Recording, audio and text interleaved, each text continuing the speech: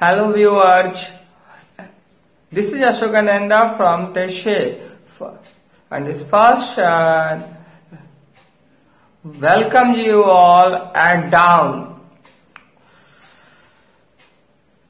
So once again this person is before you all with a new video whose title is The Impressive Expressions.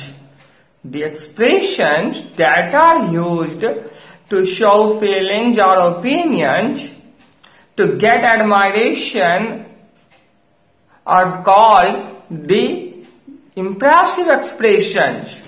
These are short and useful. So, these are also known as the short expressions or the useful expressions. Expression यानी कथन या भाव जिसका प्रयोग हम लोग करते हैं किसी के सामने में ताकि उनसे कुछ प्रशंसा पा सके, उन्हें कुछ प्रभावित कर सके और पॉजिटिव रिस्पांस पा सके, उसे कहते हैं इम्प्रेसिव एक्सप्रेशंस यानी प्रभावशाली या प्रभावित करने वाले कथन। ये चूंकि छोटे होते हैं और बेहद उपयोगी होते हैं, इसीलिए इन्हें यूजफुल एक्सप्रेशंस भी कहते हैं। चलिए अब आगे चलते हैं, इसका डिटेल में हम लोग एक्सप्लेनेशन जानते हैं। The whole contents are composed by none other than mister Ashokananda, the LNG facilitator and founder. Let's begin the contents. The first one, impressive expression is one a hello. Hello. अब hello क्या है? Hello का सरल हिंदी होता है नमस्कार। ये formal है, ऑफिशियल है और बड़ों के साथ भी बोल सकते हैं, छोटों के साथ भी बोल सकते हैं। ये आइडियल वे में, ऑफिशियल वे में यूज कर सकते हैं हम लोग। हेलो, अब थोड़ा सा आगे चलते हैं हेलो को लेकर के। HELLO हेलो होता है, इसको अमेरिकन भाषा में हेलो, और इसका एक्सप्लेनेशन अगर हम लोग देखें तो कहेंगे कि ये एक ऐसा शब्द है जिसका प्रयोग हम लोग अभिवादन करने के लिए करते हैं। जब हम लोग किसी से मिलते हैं तो उस दौरान या फिर जब टेलीफोन पे बातचीत शुरू करनी होती है तो उस समय हम लोग करते हैं। जैसे हमने कॉल किया तो कोई रिसीव किया तो उस दौरान हेलो का प्रयोग किया जाता है। उसके बाद किसी का अटेंशन जब अपनी ओर अट्रैक्ट करना होता है तो उस दृष्टि के लिए भी हम लोग हेलो का यूज करते हैं। इसका स्पेलिंग अगर आप देखें तो इसका स्पेलिंग हो सकता है आपको HULLOV। अब थोड़ा सा आगे चलते हैं, इसका प्रोनाउंसिएशन हेलो या हेलो भी हो सकता है। इसके कुछ एग्जाम्पल देखते हैं हम लोग। Hello Jagriti, how are you? Fine, thank you sir. दूसरा देखिए हम लोग, hello may I speak to Ruchika Singh?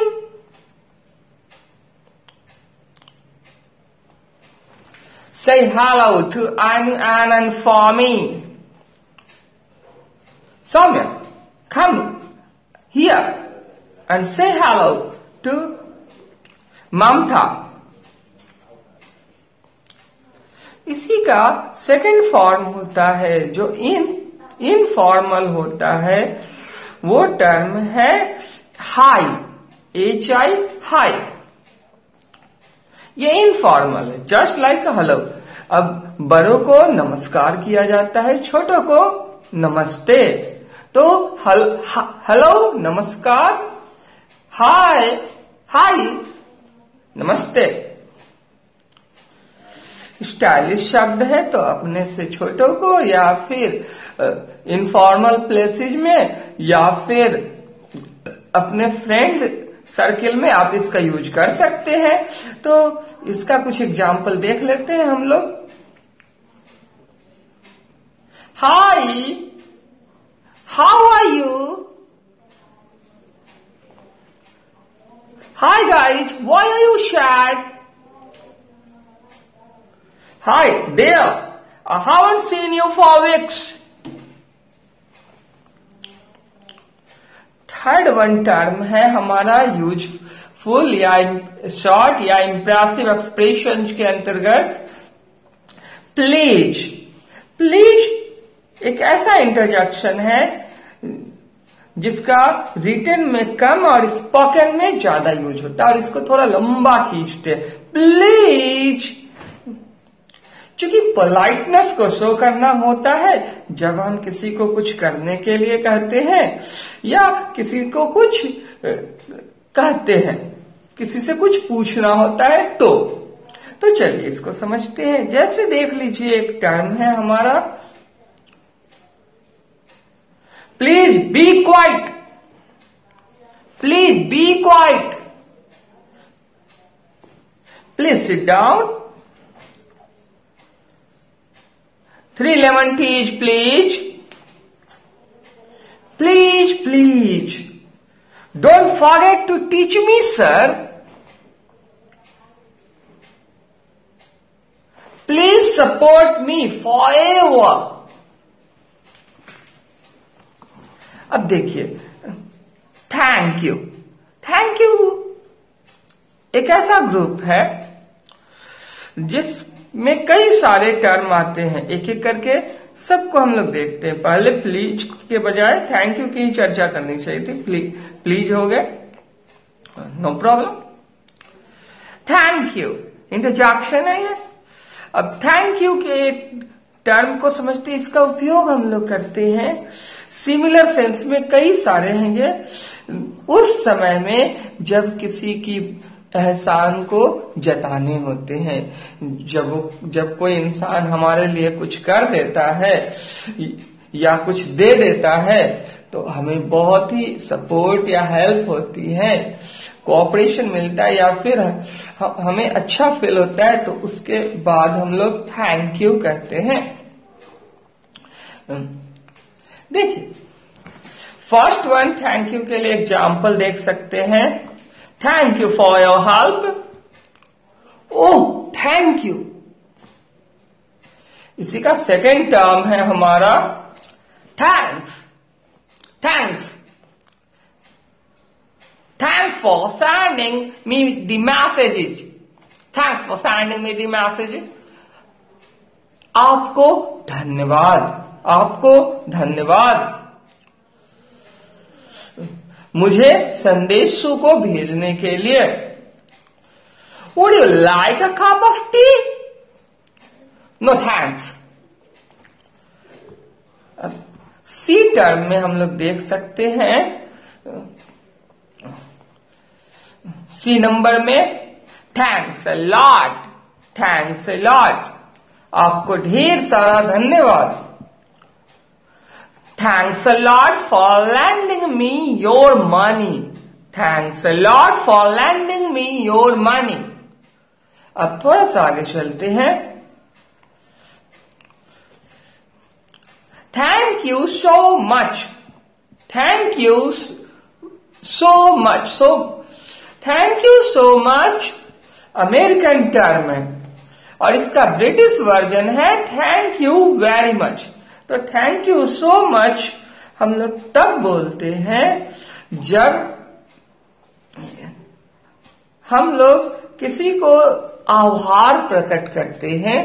एक एग्जाम्पल देखते हैं, ये सेम है सारा का सारा, थोड़ा अधिक सॉफ्ट होकर, पोलाइट होकर, कूल होकर जब आभार प्रकट करते हैं तो thank you so much for inviting us.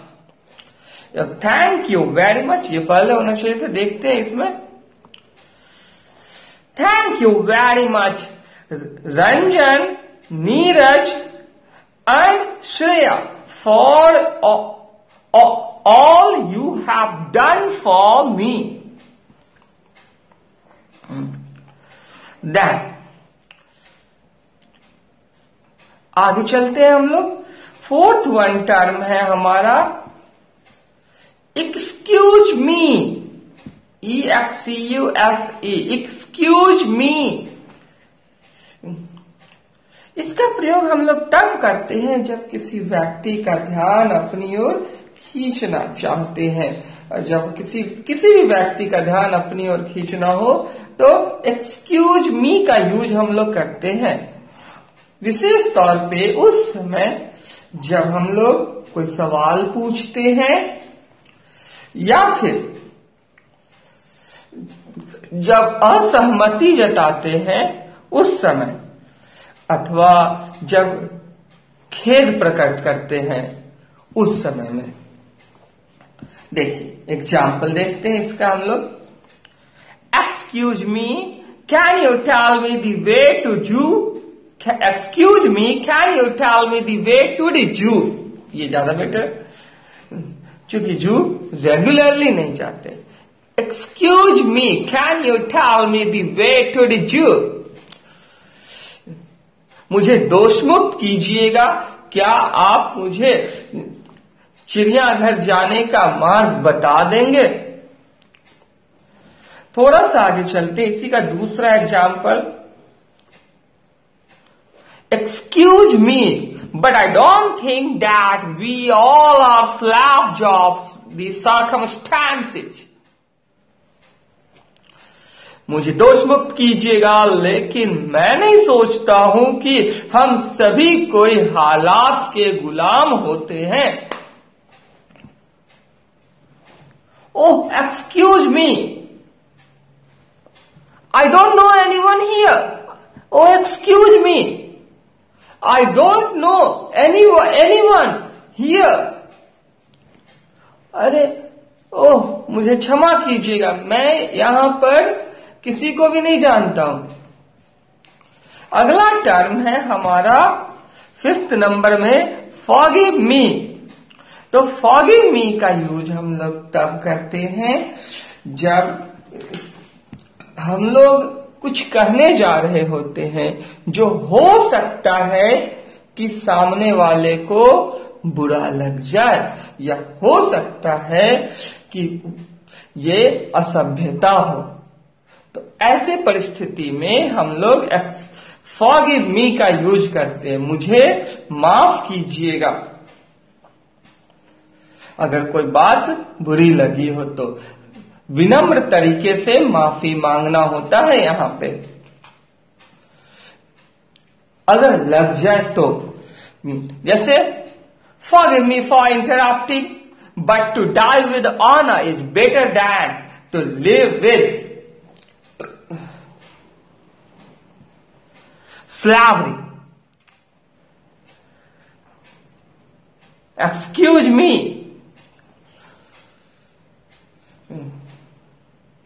और forgive me में कुछ सिमिलैरिटी लग सकते हैं और कुछ डिफरेंसेस भी लग सकते हैं, जो कि है भी।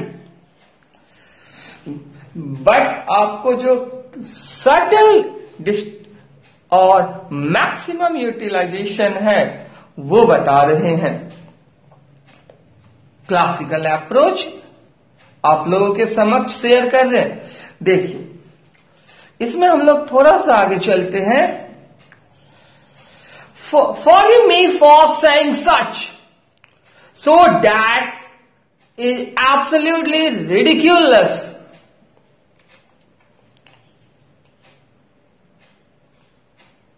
But the fact is fact.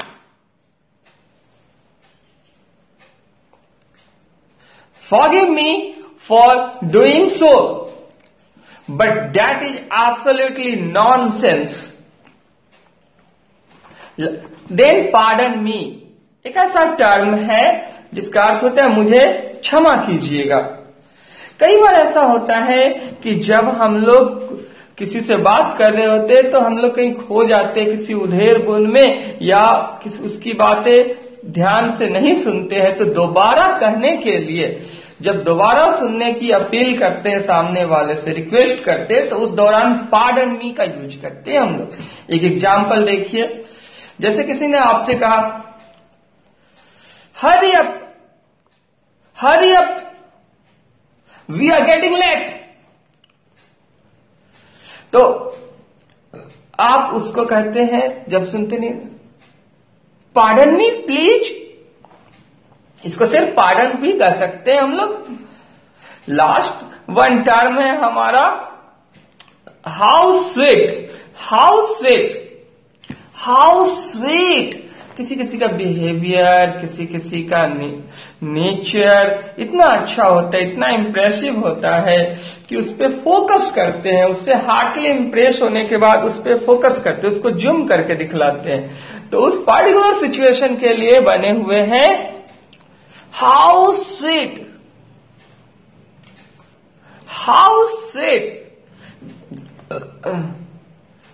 My innocent girl Miss Seti Kumari is. How sweet Miss Soni Kumari is. How sweet she is. How sweet your teacher's nature is.